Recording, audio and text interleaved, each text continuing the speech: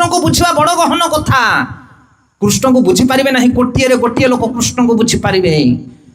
आ कृष्ण को बुझा लोक जे सी जगन्नाथ को बुझ जगन्नाथ आहरी गंभीर तत्व आहरी गहन तत्व जगन्नाथ को बुझा एत सहज कथा नुह। से अनेक शास्त्र समस्त शास्त्र वर्णना कराई कृष्ण होचंदी भगवान। आपण शिव पुराण पढ़िबे से लिखाई शिव उवाच रुद्र उवाच ना नहीं। नारद कहे नारद उवाच, अर्जुन कहले अर्जुन उवाच, संजय कहले संजय उवाच, धृतराष्ट्र कहले धृतराष्ट्र उवाच, कृष्ण कहले कौन लिखाई कृष्ण उवाच ना श्री भगवान उवाच। किए लिखी आम लिखिच ना तुम लिखिच व्यासदेव लिखिच। से भगवान होते कृष्ण। आप कहे भगवान भितर कौन फरक? भगवान माने वार्डटा कौन? कहीं सी भगवान ना भगवान शुणु बुझापी चेष्टा करूँ। ये भगवान माने कौन?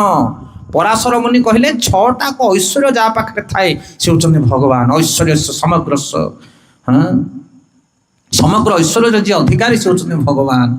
जहाँ पाखे अधिक बल थब ताको आम कौन कहवा? बलवान। जहाँ पाखे अधिक ज्ञान थी कहवा ज्ञानवान। जहाँ पाखे अधिक धन थी धनवान। आ भगवान क्या कहवा ना जहाँ पाखे सब जिनस काठी थब से होते भगवान। कौन बुझीपारे? जे जगतर सर्वश्रेष्ठ ज्ञानी, जे जगतर सर्वश्रेष्ठ बलवान, जे सर्वश्रेष्ठ सौंदर्यवान तांको सुंदर कहीं नहांती से होते भगवान। तमें जहाँ को भगवान बोली मानुच से कौन जगतर सबुठ बड़ुआ बड़ुआ कि ना तो सी भगवान। ये सूत्र आज्ञा सूत्र पकईदे समस्ते साइज हो किए कहते भद्रक भगवान बाहरी पड़े, किए कहते ये नियाली बाहरी पड़े भगवान केते भगवान छोट पुटला भाया बाहर। सूत्र पकाओ से कौन सबुठ सुंदर जहाँ तुम भगवान बोली कहूच। कंदर्प कोटि कमनीय विशेष शोभा कोटिए कंदर्प को जिनेला भली भगवान रूप लावण्य। दंडका अरण्य ऋषिमुनि माने कहते आमको नारी कर दियो हे रामचंद्र आम तुम पछरे पत्नी होगी चली जीवु। कि सुंदर कांति शिवंग भलिया लोक मुह्यमान हो जाउछंती भगवान मोहिनी रूप को देखी। एते सौंदर्य से सुंदर क्या पाखे अच्छी हो? ज्ञान जानिच कि ज्ञान जना तुमको?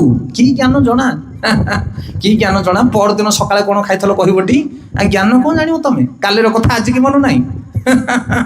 सर्वसचा हृदय सन्निविष्ट मत्त श्रुति ज्ञान अपहनं वेदश्च सर्वे अहमेव वेद्य वेदांत कृतवेद वेदविद अहम। गीतारे भगवान कहते वेदर प्रतिपाद्य विषय हूँ मु। वेद को निचोड़ी चिपुड़ी बाहरी कले शेष में मु रही। मो छड़ा वेदर किसी ना। वेद को तैयारी करिया वाला मु, वेद को जानिया वाला मु। मो छड़ा वेद को कहीं जानती ना। मु जहाँ जणी सी जानी वेद। से भगवान होती सी भगवान होती कृष्ण। कृष्णस्तु भगवान स्वयं।